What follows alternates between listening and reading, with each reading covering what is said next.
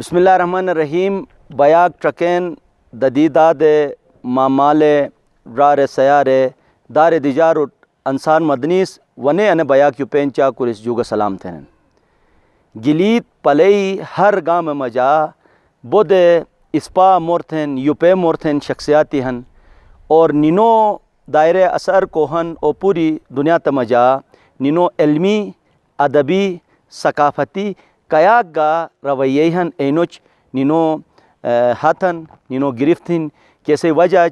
दुनिया से निनो इज्जत थिन और निनो कोमी तारीफ थिन अश बे सिकरदो मजा बया कर बेहनस अने बया कर के ओंश सोस्पाशनत अनि ओंशुट मस सही तरफ जोगा वने तोम तरफ जो ही गुटुमार्गिनी जुगा सलाम थमुस। शख्सियात का एक असर होता है माशरे के। ज़ाहिर है आपका एक गिलगित बल्तिस्तान में एक असर है। इसी सिनेरियो में रहते हुए हम अपने बयाग में आपको खुशामदीद कहते हैं और आपसे यही उम्मीद रखते हैं कि आप जो है अपने तजुर्बात मुशाहिदात और जो कुछ आप महसूस करते हैं फ़ील करते हैं माशरे के अंदर वो चीज़ें होनी चाहिए। तो उस हवाले से ज़रा हमारे नाज़रीन को मुख्तसरन जिस जगह पे हम बैठे हैं इसके पस मंज़र में हमारी तारीख़ भी है, हमारी सकाफ़त भी है, हमारे रवैये भी पिन्हा हैं। अब आप इन चीज़ों को किस तरीके से बयान करते हैं? सबसे पहले शुक्रिया डॉक्टर अंसार मदनी साहब आपका, आपने हमें यहाँ गिलगित बल्तिस्तान के हवाले से गुफ्तगू करने का मौका फराहम किया। इस वक्त हम जिस जगह बैठे हुए हैं हमारी पुश्त की तरफ बल्तिस्तान की एक देरीना तारीख़ कदीम तारीख़ के आसार मौजूद हैं, खरपचो किला, जिसमें कम व बेश 700 साल तक मकपुन राजाओं का पायतख्त रहा है। और खरपोचों के नीचे आप देख रहे हैं मंदोखर है जो खुसूसी तौर पर अली शेर खान अंचन ने अपनी मलिका जो गुल खातून कहलाती थी उनके लिए बनाया गया था। उसके जो खंडरात हैं उसके आसार हैं वो आपके सामने मौजूद हैं। लेकिन इन आसार को देखने के बाद हम ये बजा तौर पर फ़ख्र के साथ कह सकते हैं कि हमारा माज़ी एक दरख्शां माज़ी था और हमने अपने माज़ी को बुला दिया। इन आसार को बचाने के लिए हमने काम नहीं किया और ये बहुत ज़रूरी है। जब तक हम माज़ी से जुड़ के हाल और मुस्तक़बिल के लिए लाए अमल तय नहीं करते हैं तब तक हम कामयाब कौम नहीं बन सकते। तो जहाँ तक इस तारीख़ी क़िले का ताल्लुक़ है इस पे हम तफसील से गुफ्तगू तो नहीं कर सकते हैं इस मुख्तसर से प्रोग्राम में। मेरे साथ मेरे फाजिल दोस्त मोहम्मद कासिम नसीम साहब भी यहाँ तशरीफ़ फरमा हैं, वो भी इस पे रोशनी डालेंगे। लेकिन मैं ये कहने में हक़ बजानिब हूँ कि गिलगित बल्तिस्तान और बिलखुसूस बल्तिस्तान की जो सरज़मीन है ये तारीख़, अदब, सकाफ़त और आसार क़दीमा के लिहाज से बहुत बड़ा रिच इलाक़ा है। यहाँ के क़दीम जो मसाजिद हैं, खानकाहें हैं, इमाम बारगाहें हैं, मज़ारात हैं, उनको देखने के बाद दुनिया भर से आए हुए जो आर्किटेक्ट हैं वो दंग रह जाते हैं। वो उनके लिए एक चैलेंज बन जाता है कि आज से 500 साल, 600 साल, 700 साल पहले यहाँ के लोगों का शऊर देखकर, यहाँ के लोगों के अंदर इस इलाक़े के मौसमी हालात और जोग्राफ़ियाई शिद्दत देखकर जो इन्होंने तामीरात की थी वो देखकर वो दंग रह जाते हैं। तो यहाँ जितने भी तारीख़ी मकामात हैं वो हमारा बहुत बड़ा असासा है। इसके अलावा यहाँ जो रिवायात हैं, यहाँ के खेल कूद हैं, यहाँ की नशस्त व बर्खास्त हैं, यहाँ के रस्म व रिवाज हैं, शादी ब्याह के रसूम हैं, तो ये सब दुनिया के लिए एक मुनफरिद आसार हैं ان سب پہ ہمیں توجہ دینے کی ضرورت ہے، ان کو بچانے کی ضرورت ہے، تاکہ آپ اپنی تاریخ، اپنی ثقافت، اپنے اقدار اور اپنی زبان، اپنے ادب کو یوٹیلائز کر کے ان کو بروئے کار لا کے اس علاقے کو سیاحت کا ایک مرکز بنایا جا سکے۔ بہت شکریہ سر، آپ نے تفصیلاً یہ جو پس منظر میں ہم چیزیں دیکھ رہے ہیں کھرپوچو فورٹ کے حوالے سے بتائی۔ ظاہر ہے اس علاقے کی جو خوبصورتی ہم اپنی آنکھوں سے دیکھتے ہیں، پھر وہ کیمرے کی آنکھ بالکل ڈیفرنٹ ہوتی ہے، اور اس آنکھ کو چلانا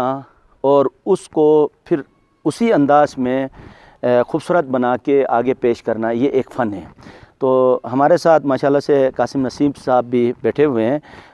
پہلے تو ہم آپ کو خوش آمدید کہتے ہیں بیاک میں۔ اور سر آپ ذرا ہمارے ناظرین کو یہ بتا دیجئے گا، گلگت بلتستان کی بہت زیادہ خوبصورتی لوگ بیان کرتے ہیں اور ہم بھی محسوس کرتے ہیں، اس خوبصورتی کو، چاہے وہ انسانوں کی خوبصورتی ہو، چاہے وہ علاقے کی خوبصورتی ہو، اس کو ہم کس انداز میں اقوام عالم کے سامنے پیش کریں، ذرا اس کی تھوڑی سی وضاحت آپ کیجئے گا۔ جی ڈاکٹر صاحب، سب سے پہلے تو آپ کا شکریہ ادا کرتے ہیں کہ ان اہم موضوعات کو لے کر آپ یہاں بلتستان تشریف لائے اور یہاں ہمیں موقع دیا کہ ہم اپنے جو آراء ہیں ان موضوعات کے حوالے سے وہ پیش کر سکیں۔ جس طرح آپ نے خود اپنے سوال میں فرمایا کہ قدرت نے گلگت بلتستان کو بہت فیاضی کے ساتھ تخلیق فرمایا ہے، یہاں جو ان گنت جو خوبیاں ہیں وہ بیان سے باہر ہیں، ان کے لیے الفاظ کم پڑ جاتے ہیں کہ ہم ان خوبیوں کو بیان کر سکیں، چاہے وہ علاقے کی قدرتی حسن کے حوالے سے ہوں، چاہے وہ علاقے میں موجود قدرتی بیش بہا جو وسائل ہیں اس کے حوالے سے ہوں، چاہے یہاں کے جو انسان ہیں، یہاں بسنے والے جو باسی ہیں، ان کے اندر جو انسانی اقدار ہیں، ویلیوز ہیں، ان کے حوالے سے ہوں۔ اب یہ ہمارے اوپر منحصر کرتا ہے کہ ہم اپنی ان خوبیوں کو کس طرح اجاگر کر سکتے ہیں، دوسری اقوام تک ہم ان کو کس طرح پہنچا سکتے ہیں کہ ایک تو ہمارے علاقے کا جو ایک اچھا نام ہے وہ دنیا میں اجاگر ہو، اور دوسرا آج کل کیونکہ سیاحت اور اس کو جوڑا جا رہا ہے علاقوں کی ترقی سے، قوموں کی ترقی سے، تو ہم زیادہ سے زیادہ ٹورسٹ کو بھی یہاں راغب کر سکیں اپنے ویلیوز، اپنے اقدار کو برقرار رکھتے ہوئے۔ تو دیکھا جائے تو پورے گلگت بلتستان کا احاطہ کرنا یہاں ممکن نہیں ہے اس مختصر پروگرام میں۔ اگر ہم جس لوکیشن پر ہم یہ پروگرام کر رہے ہیں اسی کی اگر ہم بات کریں تو ہمارے جو ناظرین ہے وہ بھی اس کو دیکھ سکتے ہیں۔ جو ہمارے بیک گراؤنڈ میں جو علاقہ ہے، یہاں پہ بیک وقت دریا بھی ہے، یہاں پہ صحرا بھی ہے، یہاں پہاڑ بھی ہیں، یہاں پہ نیلگوں آسمان بھی ہے اور ساتھ بادل بھی ہے، اور پہاڑوں کے اوپر برف بھی ہے۔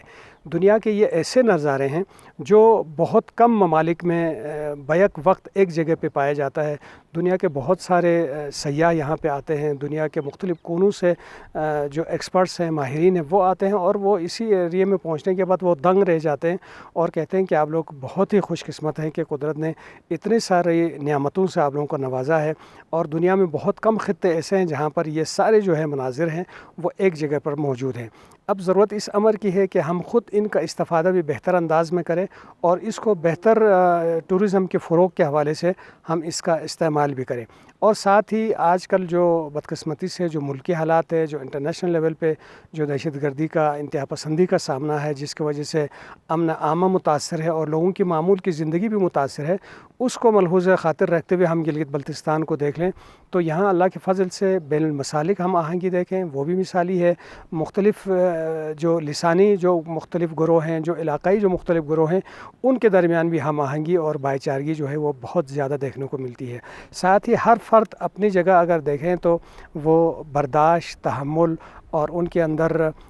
قربانی کا جذبہ بھی ہے، اور بہت حد تک ابھی یہ خطہ محفوظ ہے کہ جو دیگر جو مسائل ہیں جن سے بڑے شہروں کے لوگ متاثر ہیں، ان سے یہاں کے علاقے محفوظ ہیں، اور یہاں پہ برداشت کا مادہ بہت زیادہ ہے۔ ایک دوسرے میں اگر اختلاف رائے ہے اس کو علمی بحث تک محدود رکھتے ہیں اور اس کو انتہا پسندی تک لے کے نہیں جاتے، اور ایک دوسرے کے احترام کے حوالے سے، ایک دوسرے کے حقوق کے تحفظ کے حوالے سے بہت حد تک یہ سوسائٹی جو ہے ابھی محفوظ ہے۔ اب ضرورت اس امر کی ہے جو ہمارا یہ سافٹ امیج ہے اس کو ہم اپنے کیمرے کے آنکھ کے ذریعے، ہم اپنے پرنٹ میڈیا کے ذریعے اور الیکٹرانک میڈیا کے ذریعے دنیا کے سامنے رکھیں. اور دنیا کے لیے اکثر لوگ ہم یہاں پہ جب کانفرنس سیمینار ہوتے ہیں تو میں یہ شیئر کرنا ضروری سمجھتا ہوں، جو ماہرین ہمارے ملکی سطح کے یہاں تشریف لاتے ہیں وہ اس خطے کی جو امن پسندی ہے اور یہ جہاں مختلف طبقوں کے دوران ہم آہنگی ہے اس کو قابل تقلید قرار دیتے ہیں، بالخصوص ملک کے دوسرے حصوں اور بالعموم دنیا کے دوسرے اقوام کی جانب. جی بہت شکریہ نسیم صاحب، آپ نے تفصیلاً ہمارے ناظرین کو بتا دیا. چونکہ حسن صاحب یہاں بیٹھے ہوئے ہیں، انسان جب دوسرے انسان سے ملتا ہے تو اس کے لہجے کی مٹھاس، الفاظ کا چناؤ، بعض دفعہ ایسا ہوتا ہے کہ بندہ تو نہیں ملتا ہے لیکن کتابی شکل میں دوسرا انسان جو ہے مطالعہ کرتا ہے، دوسرا ادب شناس جو ہے اس کو پڑھتا ہے تو لازمی طور پہ اس کی قدر کرتا ہے، اس کی عزت کرتا ہے. تو حسرت صاحب، ہمارے یعنی گلگت بلتستان کے حوالے سے ادب کو دوسرے لوگوں کے سامنے پیش کرنے کے لیے جو یہاں ادبی رویے ہیں، ادب سے متعلق جو باتیں ہیں، وہ آپ ہمارے ناظرین کو بتا دیجئے گا تاکہ ان کے اندر بھی یہ اسکل ہو، یہ جو ہے ان کے اندر ہنر ہو، یہ فن آئے تاکہ وہ اپنی بات دوسروں کو خوبصورت پیرائے میں پیش کر سکیں. جی ڈاکٹر صاحب، ادب زبانوں سے تخلیق ہوتا ہے. تو گلگت بلتستان ایک کثیر لسانی خطہ ہے جہاں 5 زبانیں بولی جاتی ہیں کم و بیش، جس میں شنا ہے، بلتی ہے، برشسکی ہے، وخی ہے اور کھوار ہے. تو شنا، وخی اور برشسکی کے بارے میں تو ابھی تک ماہرین لسانات کسی نتیجے پر نہیں پہنچے ہیں کہ اس زبان کا تعلق کس لسانی خاندان سے ہیں. لیکن شنا ہند آریائی زبانوں کا جو ایک بہت بڑا خاندان ہے لسانیات کا، اس سے تعلق ہے. اسی طرح وخی اور کھوار کا تعلق بھی اسی خاندان سے ہیں. البتہ وخی کے بارے میں بتایا جاتا ہے کہ یہ ہند ایرانی جو اس کے ایک ذیلی خاندان ہے تو اس سے اس کا تعلق ہے. جہاں تک بلتی کا تعلق ہے جو بلتستان میں بولی جاتی ہے، یہ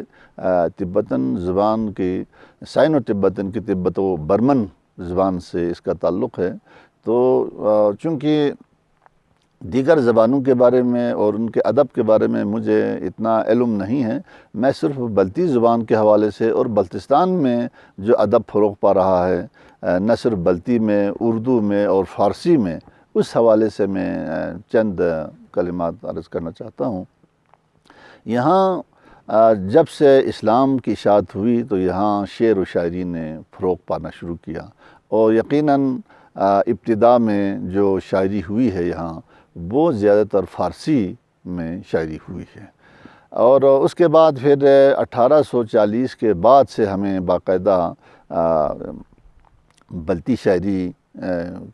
کے آثار ملتے ہیں، جن میں زیادہ تر مرثیے ہیں، منقبت ہے، بحر طویل ہے، منقبت نگاری ہے. اور یہ قطعہ نگاری کا جو سلسلہ ہے، کوئی واقعہ پیش آ جائے تو اس کے لیے تاریخی قطعے لکھے جاتے تھے. تو یہ تاریخی قطعے لکھنے کا جو سلسلہ ہے وہ یہاں بہت شد و مت سے جاری تھا. تو میں یہاں چونکہ وقت ہمارے پاس بہت کم ہے، ساری اصناف شاعری کے بارے میں تو میں نہیں بتا سکتا ہوں تفصیل سے، میں صرف قطعہ نگاری کے حوالے سے چند باتیں کرنا چاہتا ہوں. تو یہاں بلتستان میں شروع سے لے کر اب تک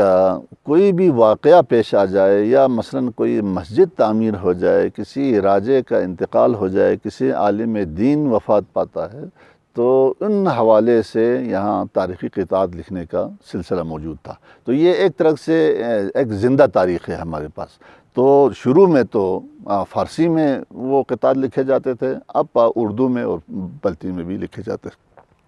تو میں یہاں ایک دو چیزیں میں شیئر کرنا چاہتا ہوں. مثلاً شیگر میں ایک مسجد کی تکمیل ہوئی جس کو با تحسین نے، سید ابوالحسن تحسین نے اس خطے میں محفوظ کیا ہے. مغفرت خواست و بیانی اش تحسین گفت، نور بخش ابدی سال بنائش باشد۔ تو اس طرح سے اس کے اندر یہ ابجد کے جو عادات ہے ان ابجد کے عادات کو ان اشعار کے اندر پوشیدہ رکھ کے یہ قطعات لکھی جاتی تھی۔ تو اس طرح سے اس مسجد کی تعمیر 1175 ہجری بنتی ہے۔ اسی طرح تاریخ وفات راجہ عظیم خان کرتخشا، یہ بھی سید ابوالحسن تحسین نے یہ قطعہ لکھا ہے۔ لکھتے ہیں جی چو خان عظیم عدیم المثال، زی دنیا با عقبا نمود انتقال، تو تاریخ فوتش زی تحسین شنو، خدایش بامر زد آمد بفال۔ تو اس طرح سے لکھنے کا جو طریقہ سلسلہ قدیم زمانے سے یہاں چلا آ رہا تھا وہ اب تک یہاں بڑے شد و مت سے جاری ہے، اور بہت ہی خوبصورت انداز میں ان شعراء نے قطعات انہوں نے لکھی ہیں، تخلیق کی ہیں، جس سے نہ صرف شعر و شاعری کا رجحان بڑھتا رہا ہے بلکہ اس علاقے کی تاریخ بھی مختلف جو واقعات ہوئے ہیں، مختلف مساجد، خانقاہیں، امام بارگاہیں تعمیر ہوئی ہیں، یا مثلاً کسی اہم شخصیت کا انتقال ہوا ہے، یا کوئی اور مثلاً یہاں ستپارہ ڈیم، کسی زمانے میں ستپارہ جھیل جب ٹوٹ کے یہاں سے سیلاب آیا تو اس کو بھی منظوم کیا، جس میں کہا تھا کہ صد اسکرد و شکست آب ہائے ہائے۔ اس کے اندر ابجد کے عادات کے اندر اس موجود ہے کہ اس کی تاریخ کیا ہے، سال کیا ہے۔ تو اسی طرح سے میں ایک دو چیزیں آپ کو اور شیئر کرنا چاہتا ہوں۔ مثلاً ایک راجہ سکندر خان گزرا ہے کرس کا، تو ان کی وفات کے بارے میں اب اس کے اندر کتنی نفاست ہے، کتنے وہ شعر و شاعری کے عروج، علم عروج کے حوالے سے ان کے اندر کتنی باریک بینی ہے، آپ ذرا دیکھ لیجئے۔ جب ان کا انتقال ہوا تو سید فضل شاہ نے ان کا قطعہ لکھا ہے۔ لکھتے ہیں جی چوں سکندر نہ یافت آب حیات، چارہ خود نہ دید غیر ممات، پاز عالم کشید وقت رحیل، دید تاریخ خویش در ظلمات۔ اب پہلے تو آپ یہ دیکھیں، جہاں سکندر کا ذکر ہوا ہے وہاں آب حیات کا ذکر آیا ہے، جہاں وفات کا ذکر آیا ہے وہاں ممات کا ذکر آیا ہے، ٹھیک ہے جی، اور پھر ظلمات کا بھی ذکر آیا ہے، کیونکہ سکندر ظلمات میں آب حیات ڈھونڈ کے گیا تھا۔ تو اس کے نام کی مناسبت سے اتنی خوبصورت وہ الفاظ کا جوڑ انہوں نے کیا ہے۔ پھر تاریخ بھی اسی کے اندر کہتے ہیں کہ پاز عالم کشید وقت رحیل، دید تاریخ خویش در ظلمات۔ اب در ظلمات کے عادات کو ابجد کی روح سے جمع کریں گے، اور اس میں صنعت تخرجہ بھی ہے، اور اس میں پاز عالم کشید کہتے ہیں، یعنی عالم کے پاؤں کو کاٹ دیا جائے تب یہ اصل تاریخ نکل آئے گی۔ عالم کی پاؤں کیا ہے؟ میم ہے، میم کی عدد کو اس میں سے منہا کرنا ہے، تو تب جا کے اس کا اصل رزلٹ سامنے آ جائے گا۔ تو اس طرح سے بہت ہی خوبصورت قسم کے اشعار انہوں نے تخلیق کیے ہیں۔ یہ ہماری زبان اور ہمارے ادب کا بہت بڑا سرمایہ ہے، تو ان کو محفوظ کرنا، اور اس پہ میں نے خود بھی بہت کام کیا ہے، تمام مساجد، خانقاہوں، امام بارگاہوں، بلکہ بلتستان کا کونا کونا چھان مارا ہے، اور کوئی قبرستان نہیں چھوڑا ہے جہاں جہاں لوح پہ یہ چیزیں کندہ ہیں، ان کو ہم نے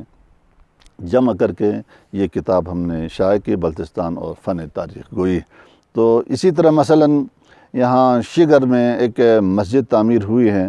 تو اس کا قطعہ کچھ اس طرح سے: سر از سجود بردار پس بارکو برگو، تاریخ سال مسجد قد قامت الصلاۃ است۔ اب یہاں قد قامت الصلاۃ است، اس کے عادات جمع کریں گے تو اس کی تاریخ